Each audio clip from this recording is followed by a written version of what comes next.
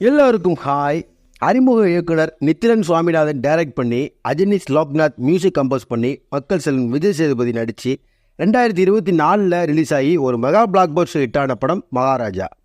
இந்த படம் விஜய் சேதுபதிட்ட வர்றதுக்கு முன்னாடி வேறொரு ஹீரோட்ட போய் ஸ்டோரி ரிஜெக்ட் ஆகி நடிக்க மறுத்து விஜய் சேதுபதி நடித்து படம் மெகா பிளாக் பஸ்டர் ஹிட் ஆகி 100 கோடிக்கு மேலே வசூல் பண்ணி சாதனை பண்ணுச்சு இந்த மகாராஜா. இந்த மகாராஜா படத்தை எந்த ஹீரோ நோ சொன்னாங்கிற விஷயத்தை கொஞ்சம் இன்ட்ரெஸ்டிங்காகவே பார்ப்போம். மகாராஜா படம் 2024 வெளிவந்த முக்கியமான படங்களில் சோசியல் மெசேஜை சொல்கிற படம்.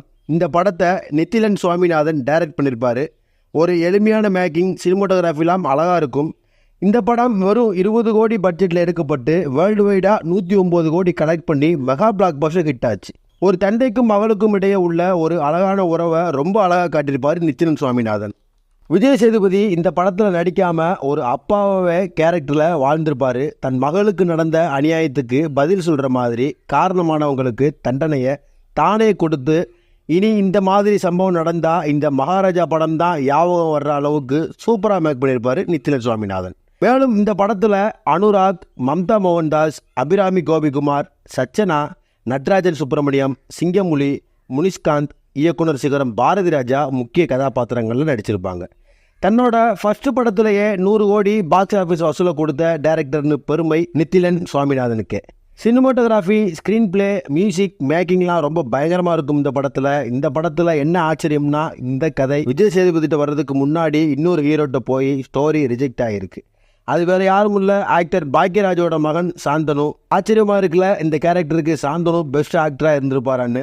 ஆமாம், நித்திலன் சுவாமிநாதன் ஸ்டோரிலாம் எழுதி முடிச்சுட்டு இந்த கதையை ஃபர்ஸ்ட் ஆக்டர் சாந்தனுட்ட கொண்டு போயிருக்காரு.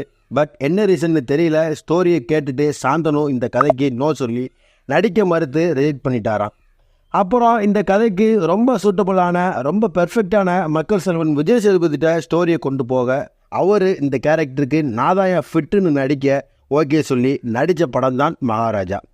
படம் சூப்பர் டூப்பர் ஹிட் ஆகி வசூலையும் சம்பவம் பண்ணுச்சு. கிட்டத்தட்ட கம்மியான பட்ஜெட்டில் படம் எடுக்கப்பட்டு பிரம்மாண்ட வசூலை கொடுத்துச்சு இந்த மகாராஜா. இந்த கேரக்டருக்கு விஜய் சேதுபதியை தவிர வேறு யாரும் ஃபிட்டாக இருக்க மாட்டாங்கன்னு எனக்கு தோணுது. இந்த ஸ்டோரியை சாந்தனு தவற விட்டாருன்னே சொல்லலாம். இன்னொரு இந்த படத்தை சாந்தனு நடிச்சிருந்தாருன்னா அவரோட லெவலே வேறு மாதிரி இருந்திருக்கும். இதே Nithilan Swaminathan lady super star Nayanthara வச்சு அடுத்த படம் பண்ணிட்டு இருக்காரு. டைட்டில் கூட மகாராணின்னு வச்சுருக்காங்க. இந்த வீடியோ பிடிச்சிருந்தா லைக் பண்ணுங்கள், உங்கள் ஃப்ரெண்ட்ஸ் எல்லாத்துக்கும் இந்த வீடியோவை ஷேர் பண்ணுங்கள்.